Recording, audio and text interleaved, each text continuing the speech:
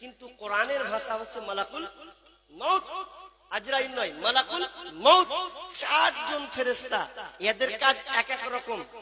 যেমন ভারতবর্ষে আমাদের অনেক গোয়েন্দা সংস্থা আছে, এক একটা কাজ এক এক রকম।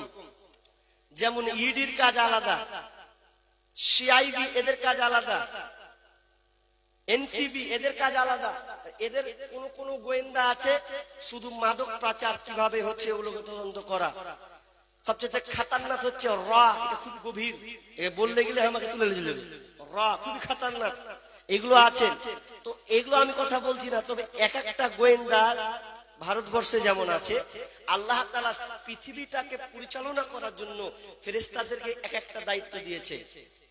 কিন্তু ফেরেশতা কতগুলো আছে আমারও জানা নাই, আপনারও জানা নাই। তবে কিছু ইঙ্গিতে বোঝা যায় ফেরেশতা কতগুলো আছে, এটা আল্লাহু আলাম। তবে আপনাকে বলি, বাইতুল মামুর বলে একটি জায়গা আছে। বাইতুল মামুর, যেই বাইতুল মামুর কাবার সামনাসামনি 7 আসমান, সপ্তম আকাশের উপরে যে বাইতুল মামুর আছে, মসজিদ আছে কাবার মতনই, তার উপরে একটা মসজিদ আছে। ওই মসজিদে কারা নামাজ পড়ে, তো কতগুলো ফেরেশতা সালাতরত অবস্থায় থাকে। বলছেন বিষ্ণু বলছেন 70,000 ফেরেশতা একসঙ্গে জামাতে বদ্ধ হয়, নামাজ পড়ে। আর ওই 70,000 ফেরেশতা নামাজ পড়ার পর আবার তারা বেরিয়ে চলে যায়। যারা বেরিয়ে চলে যায় 70,000 ফেরেশতা, দ্বিতীয়বার ওরা কোনো চান্স পায় না, কোনদিন তারা সুযোগ পায় না। তার মানে ফেরেশতা গুলো কতগুলো আছে শুনে নেন। ফেরেশতা কতগুলো শুধু এটাও আমরা জানি, জাহান্নামকে যখন টেনে নিয়ে আসা হবে কতগুলো ফেরেশতা থাকবে। ইউতা বিজাহান্নামা ইয়াউমাইযিন লাহা 70 আলফা মা কুল্লি জিমামিন ওয়া 70 আলফা মালাকিন ইয়াজুরুনাহা। বিশ্বনবী বলছেন 70,000 জাহান্নামের লাগাম থাকবে, 70,000 লাগাম থাকবে। আর 70,000 ফেরেশতা ওই জাহান্নামকে টেনে নিয়ে আসা হবে। আর প্রত্যেক লাগামে 70,000 ফেরেশতা থাকবে। তো ক্যালকুলেশন করেন, প্রত্যেক লাগাম 70,000, আর প্রত্যেক লাগামে 70,000 করে ফেরেশতা থাকবে। তাহলে আপনি যদি ক্যালকুলেশন করেন, প্রায় 490 কোটি ফেরেশতা, 490 কোটি ফেরেশতা শুধু জাহান্নামকে টেনে নিয়ে আসে। জাহান্নাম কত ভয়ঙ্কর, মানুষ সেদিন জাহান্নামকে দেখে ওয়াজিআ ইয়াউমাইযিন বিজাহান্নাম ইয়াউমাইযিন ইয়াতাযাক্কারুল ইনসানু ওয়া আন্না লাহু যিকরা। জাহান্নামকে সেদিন মানুষ দেখতে পাবে, আর সেদিনকে মানুষ স্মরণ করবে। জাহান্নামকে যখন টেনে নিয়ে আসা হবে, মানুষ সেদিন স্মরণ করবে, সেই দিনের কথা স্মরণ করবে, কিন্তু স্মরণ করে কোনো লাভ হবে না। তাহলে ফেরেশতা অগণিত, বলার শেষ নাই। তবে একজন ফেরেশতার দায়িত্ব আছে যে পৃথিবীটাকে ধ্বংস করে দিবে। ফেরেশতাটার নাম কি বললাম ভাই? জি, পৃথিবী যে ধ্বংস হবে কোন ফেরেশতার মাধ্যমে? কেমন হলো জিবরাইল? এতক্ষণ কি করে আলোচনা শুনছো? ইসরাফিল আলাইহিস সালাম, তার মাধ্যমে পৃথিবী ধ্বংস হবে। বিশ্বনবী বলছেন কাইফা আনআম ওয়া সাহিবুস সুরি قد التقمه واصغى سمعه وحنى جبهته ينتظر متى يؤمر بالنفخ। বিশ্বনবী বলছেন আমি কেমন করে আল্লাহ সিংহায় ফুৎকার দায়িত্বে রেখেছেন, দায়িত্ব তাকে দেওয়া হয়েছে। আর এই দায়িত্বে আমি শোনার জানার পরে আমি কেমন করে দুনিয়ায় আনন্দে কাটাবো, কেমন শান্তি ভোগ করবো। কাইফা নামু সাহিবুস সুরি قد التقمه واصغى سمعه وحنى جبهته।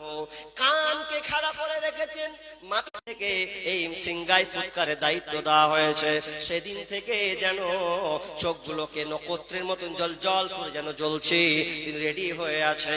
কখন জানি আল্লাহ চোখের পলক ফেলার আগে, চোখের পলক পর্যন্ত তিনি ফেলছেন না, এক ধ্যানে যেন চেয়ে আছেন। কেন? যে চোখ পলক পড়ার পূর্বে যদি আল্লাহ আমাকে অর্ডার করে দেয়, তাহলে তো আমি আল্লাহর অর্ডারটাকে আমি মানতে পারবো না।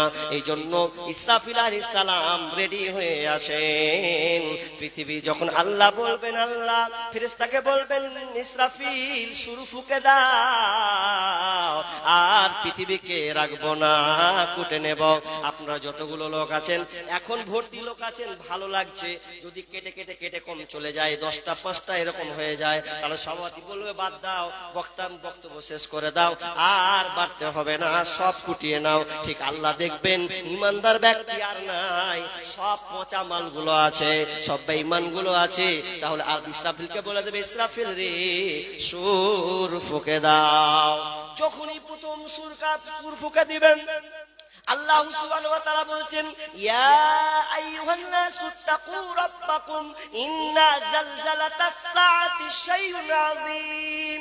হে পৃথিবীর মানুষ, ইয়া আইয়ুহান নাসু, হে মানুষ সকল, তোমরা ভয় করো, ওয়াত্তাকু, ভয় করো, তোমরা সেই দিন মহা প্রলয় প্রকম্পন দিনটাকে তোমরা ভয় করো, যেই দিনটা হবে শুনে নাও, ইয়াউমা ইয়াতারাউনাহা তাযহালু কুল্লু মুরদিয়াতিন আম্মা আরদাআত। যেদিন ভূকম্পটা শুরু হবে, সেদিন সে মা কোলের বাচ্চাকে যেন ছেড়ে পালিয়ে যাবে, কোলের শিশুর বাচ্চাকে মা ছেড়ে দিয়ে ভুলে যাবেন। যখন ইসরাফিল আলাইহিস সালাম সুর ফুঁকে দেবে, একজন মা, প্রথম আল্লাহ মাকে দিয়ে কেন সম্বোধন করলেন? মা কাকে বলা হয়? বাচ্চাকে কোন মা সন্তানকে ভুলতে পারে না, যেই রকমই হোক না কেন। মা 9 মাস 10 দিন যে সন্তানকে গর্ভে ধারণ করেছে, ওই মা সন্তানের মুখ দেখলে মায়ের হাসি আনন্দ ফুটে যায়, 9 মাস 10 দিনের ব্যথা মা ভুলে যায় সন্তানের মুখখানা দেখে। কিন্তু সেই দিন মা সন্তানকে পর্যন্ত ভুলে যাবে, আর সন্তানের কেয়ার করবে না। যখন ইসরাফিল আলাইহিস সালাম সুর ফুঁকে দেবেন, আর দুআত ওয়া তাদাউ, তখন মা কোলের বাচ্চাকে ছেড়ে পালাবে, ওয়া তাদাউ কুল্লু যাতি হামলিন হামলাহা। এবং গর্ভে যারা আছে, যেই মায়েরা 3 মাস 4 মাসের প্রেগনেন্ট, পেটে বাচ্চা আছে, যখন প্রকম্পন শুরু হয়ে যাবে, মহাপ্রলয় শুরু হয়ে যাবে, তখন পেটের বাচ্চা প্রসব হয়ে যাবে।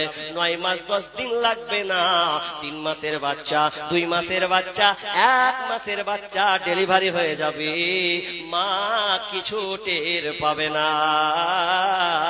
ওয়া তাদাউ কুল্লু যাতি হামলিন হামলাহা ওয়া তারান নাসা সুকারা। মানুষ ছুটাছুটি করবে, মনে হবে মানুষ মাতাল, মদ পান করেছে, মাতাল অবস্থায় যেন টলছে, বেটাইন বেলাইন হয়ে গেছে।